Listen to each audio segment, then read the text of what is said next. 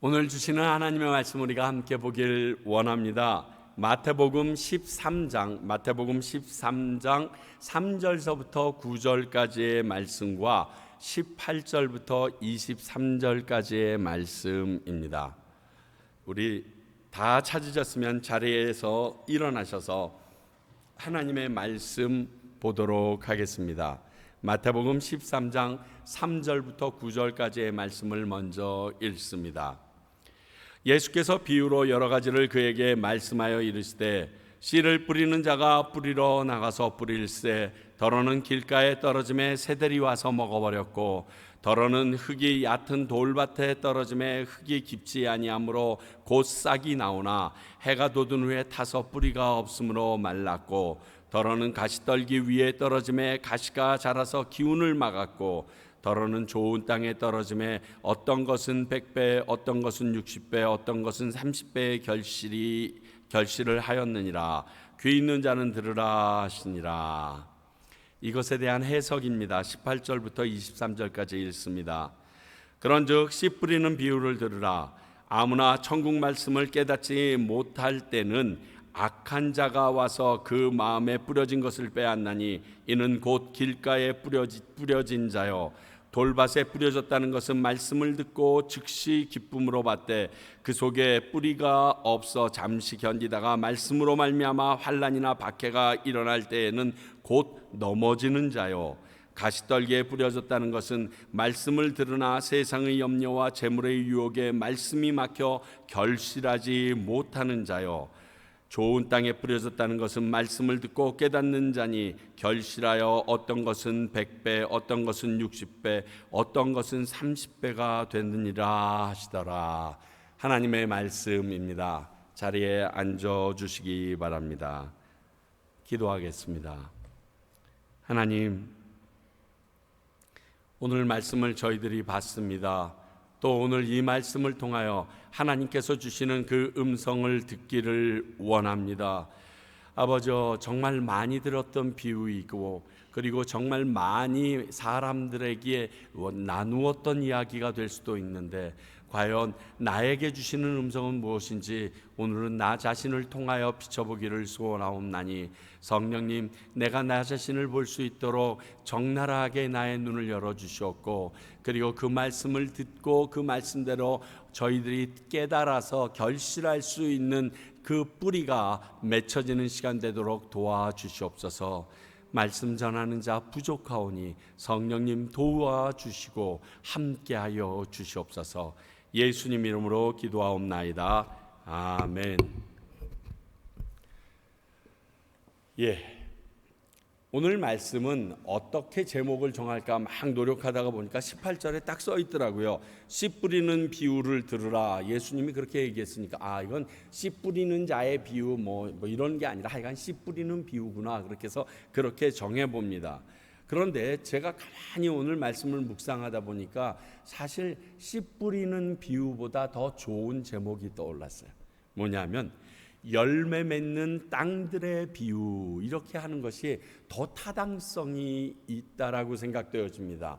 이 땅들을 여러 개로 구분하여 그 이유와 결실하지 못하는 이유를 나누고 있기 때문에 이게 더 정확하다라고 보입니다. 그리고 기억해야 할 것은 지난주 나눈 11절 말씀에 의하면 비유로 말씀하시는 이유에 대해서 얘기할 때 11절에 천국의 비밀이 어떤 사람에게는 알려졌고 어떤 사람에게는 감추어졌다고 얘기하는 것을 봐서 오늘 이 말씀이 천국의 비밀과 연관이 있다라는 것입니다. 다시 말하면요, 구원을 얻는 것과 연관이 있는 말씀이라는 것을 우리가 머리에 염두로 두고 이 비유를 살펴보는 것이 중요합니다. 크리스찬이라면 누구나 들어본 적이 있는 이 비유에 대해서 나누고 오늘 우리에게 주시는 하나님의 음성을 들어보려고 합니다. 먼저 비유가 나오면요, 이 비유가 상징하는 것들이 무엇인가 우리가 그것을 먼저 찾아내는 것이 비유를 해석하는 데 가장 중요한 것입니다. 비유라는 것은 상징성이 가진 것을 동일선상에 놓고 우리로 하여금 이해하기 쉽게 내지는 오늘 주님께서 지난주일 말씀하신 것처럼 깨닫는데 하나님의 도우심이 필요하도록 한 것이 이 비유이기 때문에 그렇습니다. 그러므로 당연히 상징이 무엇인지 아는 것이 비유를 깨닫는데 열쇠가 됩니다. 오늘은 세 가지만 우리가 좀 상징성을 알면 좋습니다. 첫 번째는 이 씨 뿌리는 자가 누구인가, 이것에 대하여 알면 좋습니다. 명확합니다. 예수님 자신을 말합니다. 예수 그리스도를 이야기합니다. 좀 범위를 넓혀보면요, 말씀을 전달하는, 전파하는 모든 사람들을 가리켜서 씨 뿌리는 자다라고 이렇게 명명하고 계십니다. 어쩌면 우리에게 주어진 성경책 자체도 이 씨 뿌리는 자라고 이야기할 수 있습니다. 두 번째, 씨는요, 천국 복음 말씀이다라고 얘기하고 있습니다. 19절을 보면요, 아무나 천국 말씀을 듣고 깨닫지 못할 때는, 이렇게 얘기하신 걸 보면 확실합니다. 그렇죠? 이 씨는 천국 말씀입니다. 천국 복음입니다. 그러니까요, 이 상징성을 얘기할 때 여러분 고심하지 말고 우리가 꼭 알아야 될 상징성에 대해서는 요한계시록에서조차 그 숫자에 대하여 명확하게 알려주고 계십니다. 그런데 안 알려주신 것은 우리가 꼭 알아야 될 필요가 없다라고 믿으시면 됩니다. 자, 마지막 한 가지는 땅입니다. 뿌려지는 땅, 혹 밭이라고도 표현됐는데 이것은 복음을 듣는 사람들의 마음입니다. 그냥 모든 사람들의 마음이 아니라 복음을 듣는 사람들의 마음입니다. 왜냐하면 네 가지 땅에 공히 다 임한 것이 씨앗이기 때문에 복음을 들었던 사람들의 마음이 이 네 가지 정도로 나눌 수 있다라고 얘기합니다. 이것은 18절부터 이 비유를 설명하신 것을 들으면 우리가 충분히 유추해낼 수 있습니다. 씨 뿌리는 자는 예수 그리스도요, 복음을 전하는 자요, 씨는 복음, 천국 복음이요 말씀이고, 그리고 땅은 그 말씀을 듣는 자들의 마음밭, 자세를 얘기합니다. 요 세 가지를 가지고 오늘 말씀을 보면 참 쉽습니다. 자, 네 종류의 밭이 나옵니다. 곧 천국 복음을 들은 네 종류의 사람의 마음, 그들의 자세가 나와 있습니다. 우리 한 개 한 개 살펴봅니다. 먼저 4절과 19절에 나와 있는데 4절을 19절에 해석한 거니까요. 길가에 떨어진 그 씨, 우리가 먼저 기억하셔야 될 것은 그 씨를 심는다라고 우리는 표현을 합니다. 한국에서는. 그렇죠? 씨를 이렇게 파가지고 고랑을 내고서 심고 덮고 심고 덮고 합니다. 그런데 이스라엘 팔레스티나의 당시의 파종법은 씨를 심고 덮는 게 아니라 그냥 흙뿌립니다. 내 밭이라고 생각하는데 흙뿌리고 나서 흙으로 그 위에 대충 이렇게 얽어물이고 끝냅니다. 그것이 당시의 농작 방법이었기 때문에 이 비유를 이야기할 때 당시에 듣고 있던 유대인들은 이 비유에 대해서 명확하게, 그리고 눈에 그림처럼 그려졌을 거라는 사실을 기억하시면서, 자, 그러니까 성이 없다 이렇게 얘기하지 마십시오. 그 당시에는 이게 제일 좋은 경작 방법이었습니다. 그래서 뿌립니다. 뿌렸는데 덜어는 길가에 떨어집니다. 그런데 그 길가에 떨어지신 것은 옳다구나 하고 새들이 와서 쪼아 먹을 수밖에 없죠.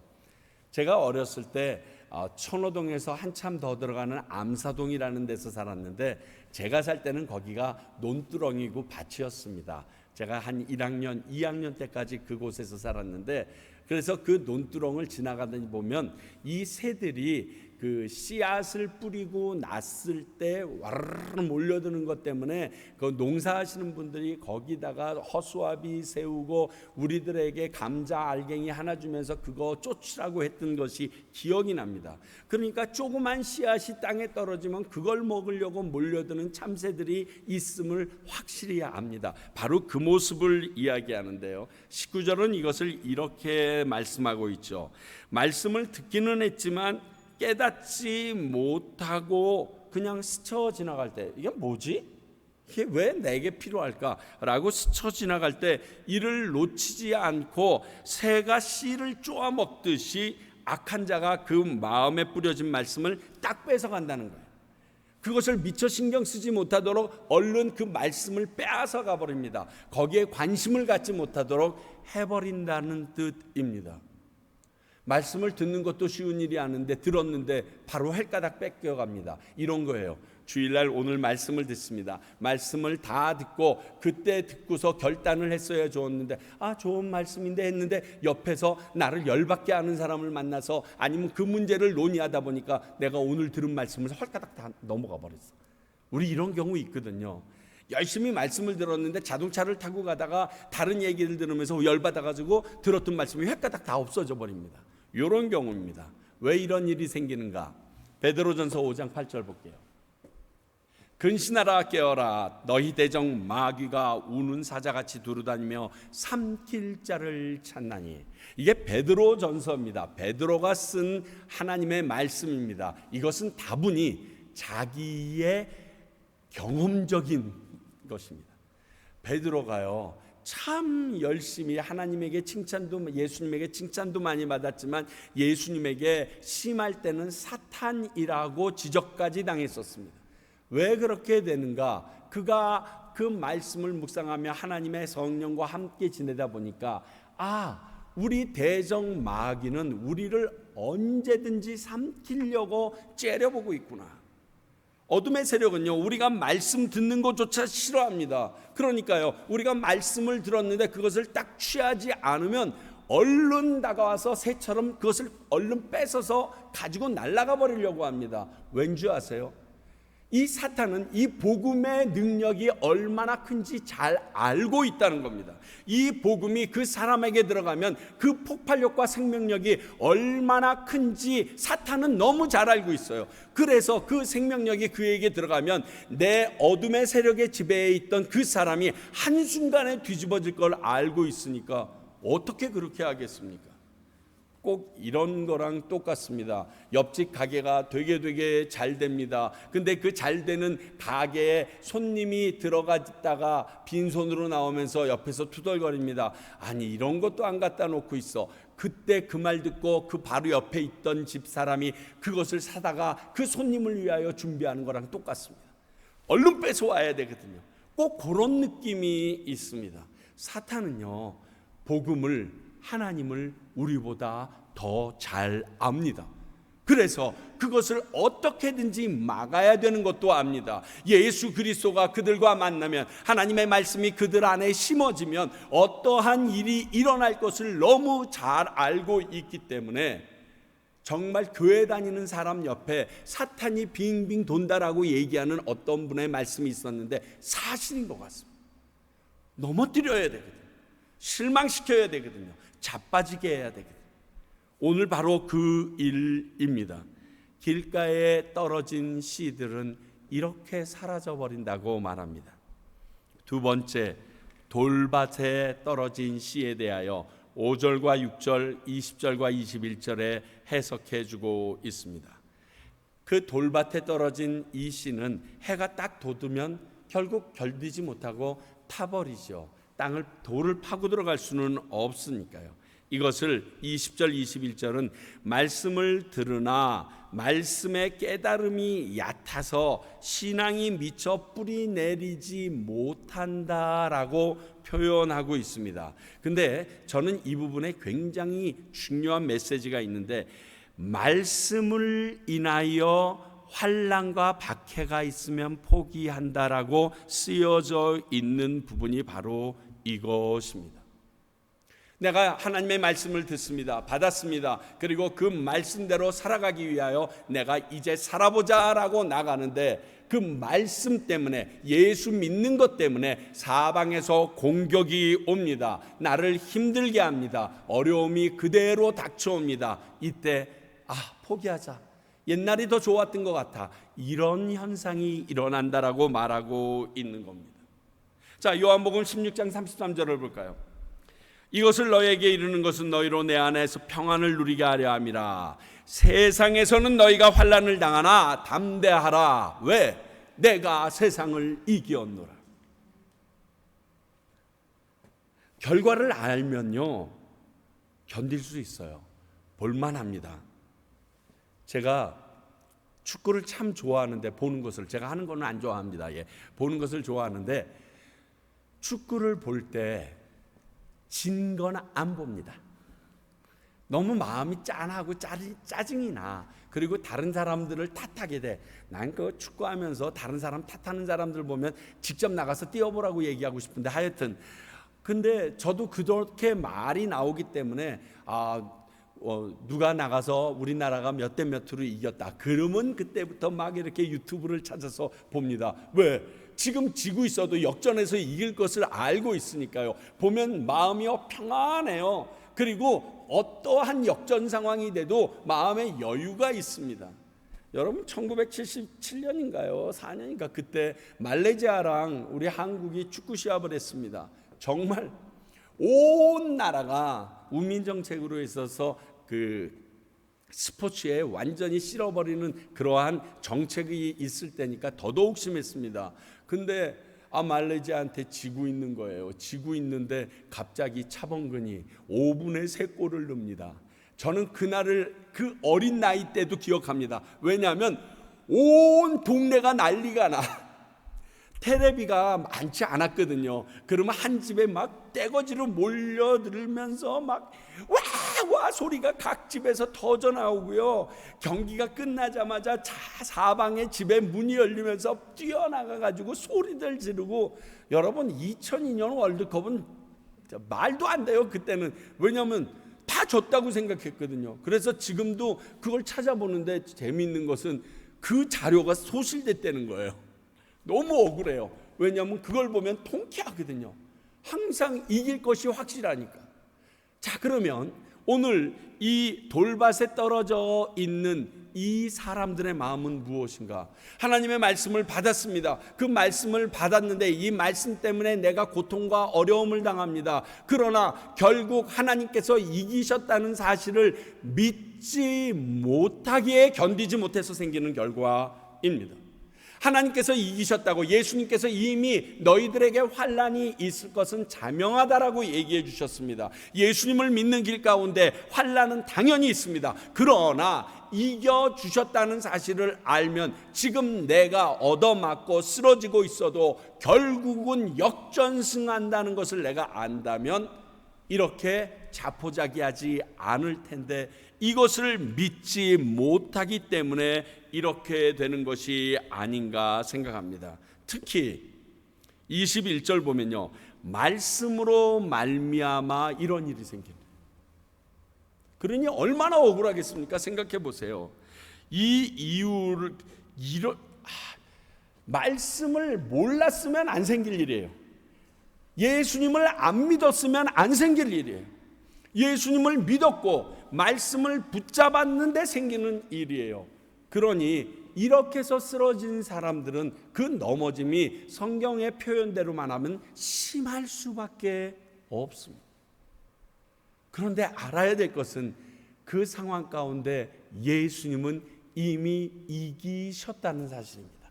나도 그 예수님이 가시는 그 길을 그대로 붙들고 가면 이길 수밖에 없다라는 사실을 잊어버리거나 믿지 못해서 중간에 두 손 놓을 때 이러한 일이 생긴다는 것입니다. 이러한 마음밭이 있습니다. 세 번째는 가시떨기입니다. 7절과 22절에서 해석해 주는데, 이 가시떨기 안에 떨어진 이 씨는 뿌리를 내리고 좀 자라지만 가시들이 방해함으로 말미암아 자라지 못한다라고 되어져 있습니다. 이것을 역시 말씀은 들으나 세상의 염려와 재물의 유혹 때문에 말씀이 막혀서 결실하지 못하는 경우라고 말하고 있습니다. 말씀을 들었습니다. 그래서 이제 뿌리도 내렸습니다. 자라가려고 합니다. 그 자라가는 상황 가운데 나를 공격하는 것들이 있다는 것입니다. 내가 그 말씀을 붙잡고 승리할 것도 믿고 나아가는데 갑자기 눈에 보이는 것이 나를 넘어뜨립니다. 사랑하는 성도 여러분, 죄의 시작은 하와 안목의 정욕에서 시작됩니다. 보암직하고 먹음직하고 지혜롭게 할 만큼 탐스럽기도 하다. 이거 전부 다 눈에서 나오는 겁니다. 보지만 않았어도 이 세 가지가 그를 스치고 지나가지 않습니다. 먹지도 않았고요, 아무것도 건드려 보지도 않았습니다. 다 안목의 정욕에서 일어난 일들입니다. 죄의 시작은 이 안목으로 시작되는 것은 지금까지도 동일하게 우리 가운데 역사되어져 오고 지금 우리를 공격합니다. 내 눈에, 내 상황에 보이는 것 때문에 더 이상 나아가지 못하고 좌절하고 무릎 꿇습니다. 가장 좋은 예로 예수님을 찾아왔던 부자 청년을 들 수 있습니다. 이 부자 청년은 모든 율법을 다 지킬 정도로 신실했습니다. 그런데 예수님께서 그에게 오히려 한 가지 부족한 것이 있으니 내 소유를 다 팔아 가난한 자들에게 나눠주고 나를 따르라. 그 청년이 가진 것이 힘이 많으므로 근심하며 돌아가더라. 거기 자간에 쓰여져 있는 가로 안에 거는 못 보셨죠. 고개를 절레절레거리며 이렇게, 저는 그렇게 느껴요. 그것만은 내려놓기가 어려운데 그것까지 포기하고 당신을 따르라고요? 왠지 아세요? 내 인생의 주인이 아직 예수님이 아니어서 그래요. 내 삶의 방향이 예수님이 가신 길이 아직 안 돼서 그래요. 그러면 충분히 그럴 수 있습니다. 아직 내 주인이 물질이 될 수도 있고, 그리고 두 주인을 섬기는, 성경의 표현처럼 두 주인을 섬기는 그런 엉거주춤한 모습일 경우에는 다 이렇게 가시덤불에 핀 것처럼 결실하지 못하고 자라다가 가시에 막혀서 쪼그라들어 버릴 수밖에 없다는 것입니다. 주님께 여러분들의 삶과 모든 것을 맡겨드릴 수 있어야 내가 결실하는 사람이 될 수 있습니다.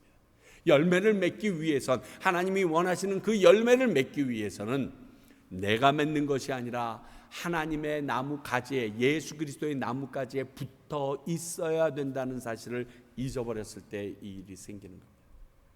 모든 물줄기는 거기서부터 올라옵니다. 모든 영양분은 거기서부터 나에게 공급됩니다. 이것을 신뢰하고 믿음으로 말미암아 나가지 않으면 이 가시떨기와 같은 인생들이 될 수밖에 없다는 것. 교회에 아무리 열심히 다니고 아무리 말씀을 많이 들어도 이렇게 자빠지게 됩니다. 마지막 네 번째, 좋은 땅에 뿌려진 씨앗, 8절과 23절에 나와 있습니다. 말씀을 듣고 깨달은 자들이다라는 말을 합니다. 이 깨닫다라는 말의 또 다른 표현은요, 그 말씀대로 살았다, 행동을 했다, 그대로 행해냈다라는 말입니다. 그렇게 됐더니 100배, 60배, 최소 30배의 결실이 있다라고 말합니다. 우리가 소망하는 그러한 마음의 자세이고 하나님이 간절히 우리에게 주시고 싶어 하시는 소망이기도 합니다. 사랑하는 성도 여러분, 말씀을 듣고 깨닫는 것이 이렇게 중요합니다. 그래야지만 비로소 뿌리가 내리고 내가 그 말씀대로 살아내야만 열매를 맺는다는 의미가 되기 때문에 그렇습니다. 이러기 위해서는요, 말씀에 대한 간절함과 열정은 필수입니다. 말씀을 듣고자 하면 막 모든 것을 다 집어치고 뛰어가는, 옛날에 우리 어른들이 그 유명한 국민 드라마 같은 거 할 때 되면 설거지를 하다가도 뭐 다 때려치고 그냥 뛰어들어가고, 모래시계라는 그 드라마는 쥐가시계라고 이름이 바뀔 정도로 아주 진짜 차가 거의 안 다닐 정도로 말이 돼요? 60% 70%가 맞다는 게, 하여간 그 정도가 될 정도로 다 때려치고 가는 그런 열정이 말씀에 있어야 되는 거예요.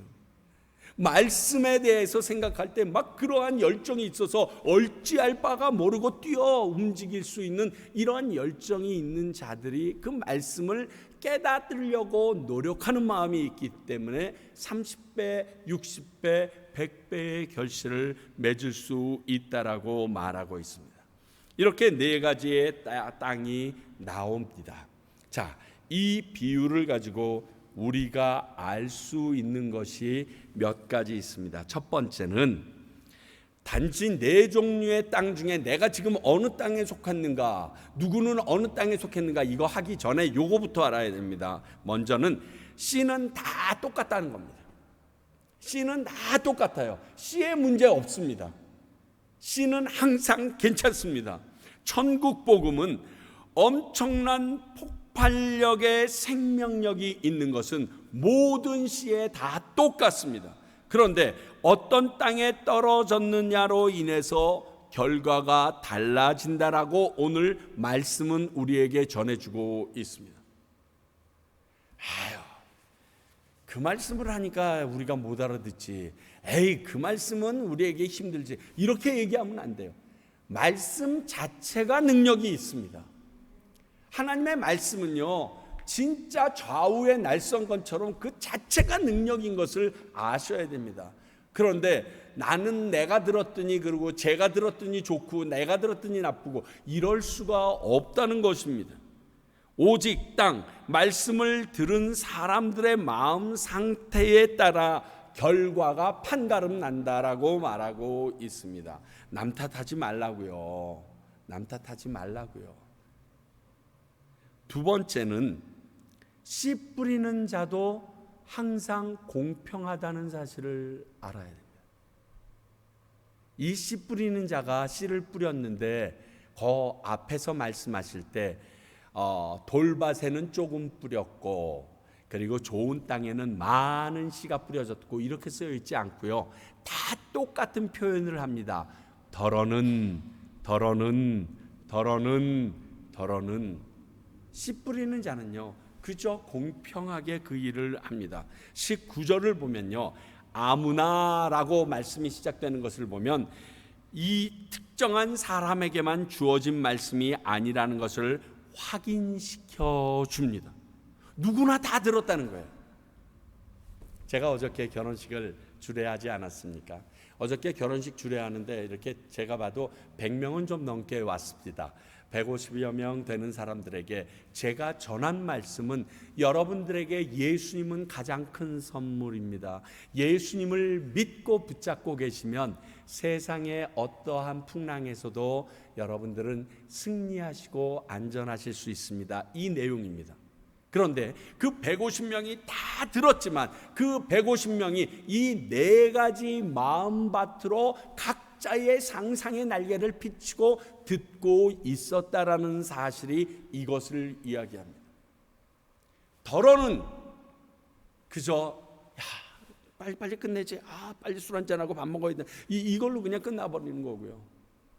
덜어는 맞아. 그러면 내가 오늘부터 술 끊어볼까? 옆에서 웃기는 소리 하고 있는데 그 말에 푹 넘어가 버리는 거고. 덜어는 그럼 그렇게 와야지. 그랬는데 갑자기 옆에서 와서 얘기합니다. 야, 지난번에 돈 꼬간 거 가지고 와. 그랬더니 갑자기 와르르 무너집니다. 근데 어떤 사람은 그 말씀을 딱 듣고 내가 왜 교회를 떠났지? 저 예수님이 너무 중요한데. 그리고 오늘 교회를 찾아가는 사람들은 좋은 땅이 되는 거예요.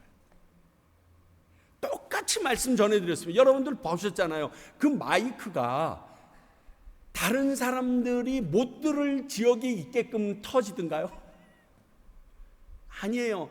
또 제 목소리가 좀 커야지요. 안 들으려고 노력해도 옆 사람과 얘기할 수 없을 만큼 제 목소리가 큽니다. 그래서 옆 사람이랑 얘기하려면 나가야 됐어요. 그런데 예식에 나갈 수도 없고 해서 앉아서 다 들었습니다. 씨 뿌리는 자는 공평하다는 사실을 오늘 말씀은 이야기합니다. 모든 사람이 구원에 이르기를 원하시는 하나님은 열애시키는 사람은 없습니다. 다만 자신들이 이 말씀을 거부하거나 외면해서 생기는 결과라는 것을 오늘 말씀은 한 번 더 확인해 주십니다. 또 이 비유로 알 수 있는 것 마지막 한 가지 더는, 그러나 이런 상황에서도 씨 뿌리는 사람은 손해보지 않는다는 사실을 아셔야 됩니다.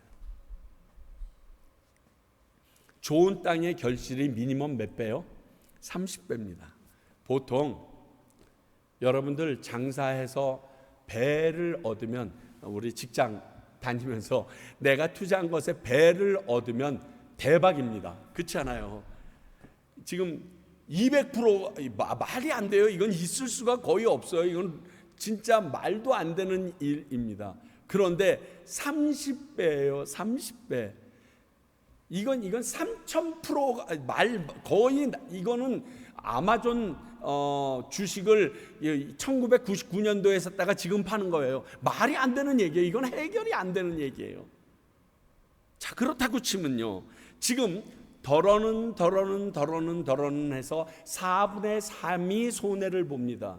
4분의 3이 손해를 봐도 남은 4분의 1이 이 4분의 3을 충분히 보충하고도 남을 정도로 넘친다는 것입니다. 씨 뿌리는 자는요, 모든 사람이 반드시 다 듣기를 원하지만 듣지 않아도 그 안에 있는 생명력이 다이너마이트, 그래서 이 터져가는 복음의 능력으로 인하여 모든 사람들에게 더 큰 영향력을 줄 것을 알고 이 일을 행하고 있다는 사실입니다. 더불어 아실 것은 하나님은 손해보지 않으십니다. 가끔 이럽니다. 너가 이렇게 되니까 하나님이 너 때문에 얼마나 손해보시는 줄 알아? 하나님 손해 안 보세요.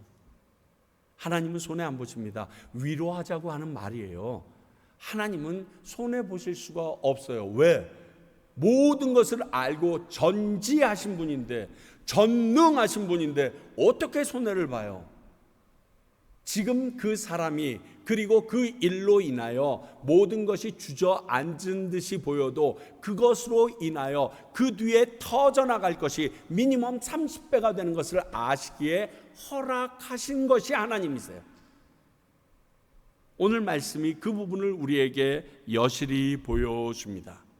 자, 그렇다면 이 말씀을 우리에게 이제 어떻게 적용하면 되는가? 우리가 이런 엄청난 결실을 얻을 좋은 땅이 되려면 어찌 돼야 하는가 한번 생각해 봅니다. 먼저 말씀 듣는 게 너무너무 중요합니다. 내 땅 공이 다 같이 했던 것이 말씀을 듣는 겁니다. 이건 기본이 되어야 합니다. 로마서 10장 17절 보면 믿음은 말씀을 들음에서 난다라고 얘기했고요. 또 로마서 10장 14절도 듣지도 보지도 못한 이가 어떻게 믿느냐고 말하십니다. 즉 들어야지 말씀이 내 안에 들어와서 싹을 내리고 그리고 뿌리를 내리고 결실이 있을 수 있다라는 겁니다. 그러므로 말씀을 듣는 것은 우리에게 굉장히 중요합니다. 인풋이 꼭 있어야 됩니다. 이런 분들이 있어요. 성경을 읽지 않아도 성령님께서 다 깨닫게 해주시죠. 여러분, 성경을 안 읽으면 생각이 안 나요. 그런데 너무 신기한 건요, 성경을 언제 읽었는지도 몰라. 나는 읽었는지도 기억이 나지 않는데 어떤 상황이라면 성령님께서 그 말씀을 내 마음밭에서 쑥 뽑아서 기억나게 하셔서 내가 행동하거나 말할 것을 결정하게 해주실 때가 있습니다. 그러므로 이것이 들음으로 내 안에 들어왔을 때의 일입니다. 여러분, 이런 간증 제일 많이 듣지 않으세요? 뭐 이렇게 여러 가지 TV 프로그램에서 나오는 간증을 듣다 보면 교회 종소리를 듣고 다시 교회에 가게 됐다, 뭐 이런 말. 꼭 왜 자살하는 사람들에게는 그렇게 교회 종소리가 잘 들리는지 모르겠어요. 농약을 먹기 전에 갑자기 교회 종소리가 들려서 교회나 마지막 한 번 갔다 오고, 그리고 또 그분들의 공통적인 특징은 어렸을 때 사탕 받으러 교회를 한 번 갔던 기억이 있다. 그때 나를 따뜻하게 맞아줬던 선생님이 갑자기 기억이 나서 술 취한 상태로 교회를 들어갔다. 그런데 그때 나를 변화시켜줬다. 무슨 틀에 박힌 것 같은 이러한 모습들이 있는데요, 바로 이것이 내가 이전에 들었던 것이 나를 독촉하고 오게 하실 때 생기는 능력입니다. 오늘 모든 땅도 씨가 뿌려짐을 당하지 않은 땅은 없습니다. 그 씨앗을 내 마음에 받아들이는 여부가 결실을 좌우한 것이죠. 그러므로 여러분들에게 권해드립니다. 말씀을 읽고 많은 설교를 듣고 깨달은 선배들의 책을 읽고 묵상하면서 연구하는 자세 굉장히 중요합니다. 어떤 분들은 그렇게 얘기하더라고요. 막 설교, 다른 목사님 설교 많이 듣는 거 하지 말라 그러는데, 여러분 들을 때 이상하다 생겼는가 하면 저한테 물어보세요. 그래서 그게 이단성이 있는가만 알려드릴 테니까요. 다른 설교 많이 들으셔도 됩니다. 상관없습니다. 다른 목사님이 쓰신 설교집이나 책들 많이 읽으셔도 상관없습니다. 그리고 저한테 우리 목사는 왜 저 모양이야 이렇게 욕하셔도 상관없습니다. 그리고 더 좋은 목사님의 말씀을 듣고 그게 더 깨달음이 좋아서 그쪽 교회로 심지어 옮긴다고 해도 저는 상관이 없습니다. 왜? 여러분들이 살아나는 게 제일 중요해요. 내가 말씀을 들음으로 말미암아 살아날 수밖에 없다는 것은 기정사실이거든요. 안 들으면 안 되는 거예요. 그래서 어저께 결혼식임에도 불구하고 복음을 던졌던 이유는 여러분들 좀 면피하라고.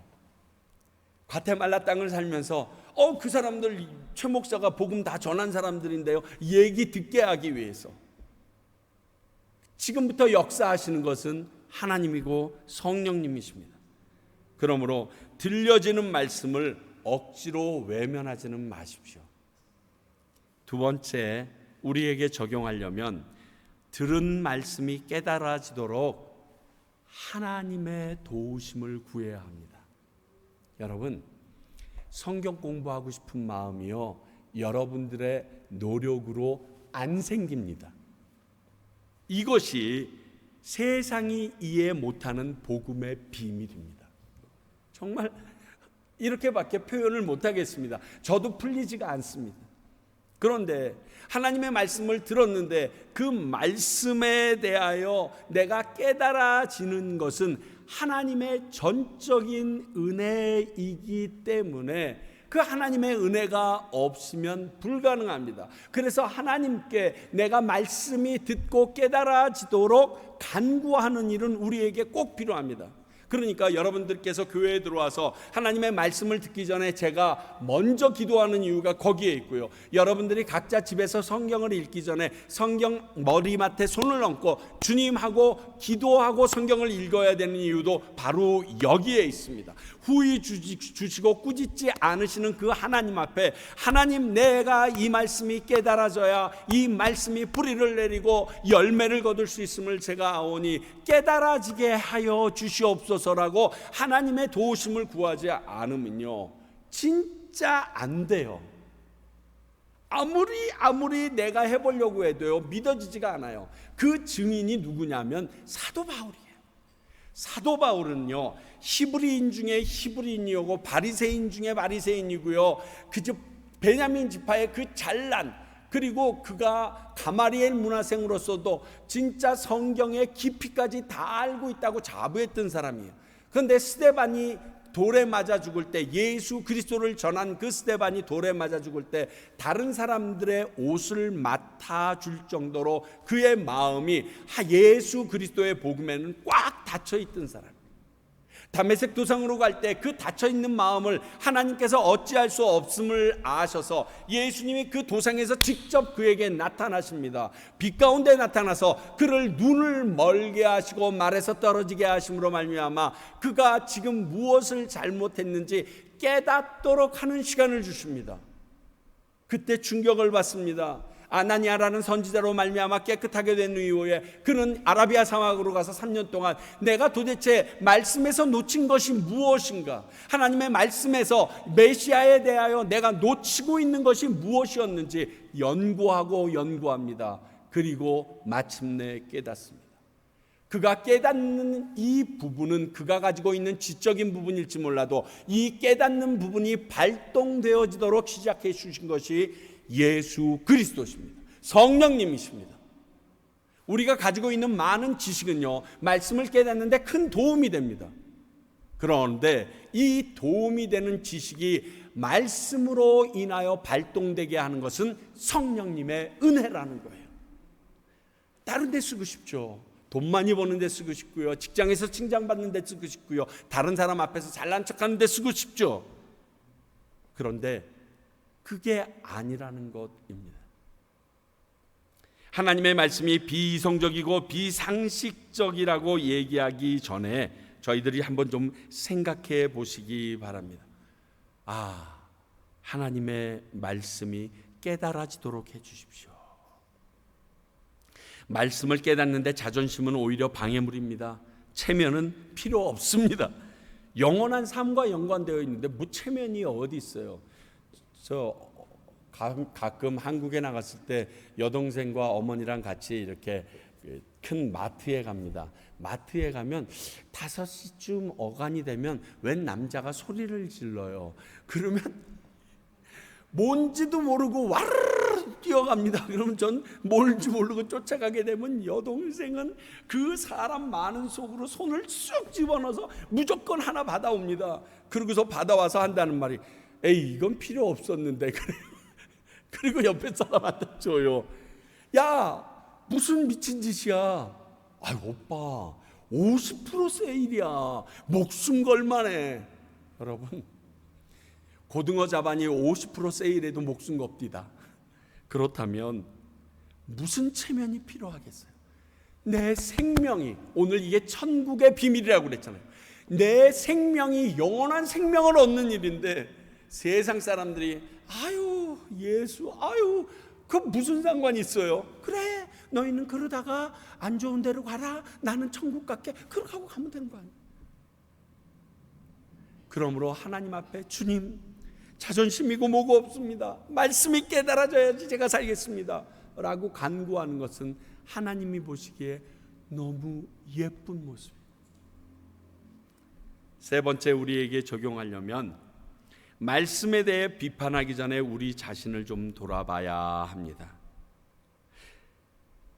말씀을 들으면서 그래요.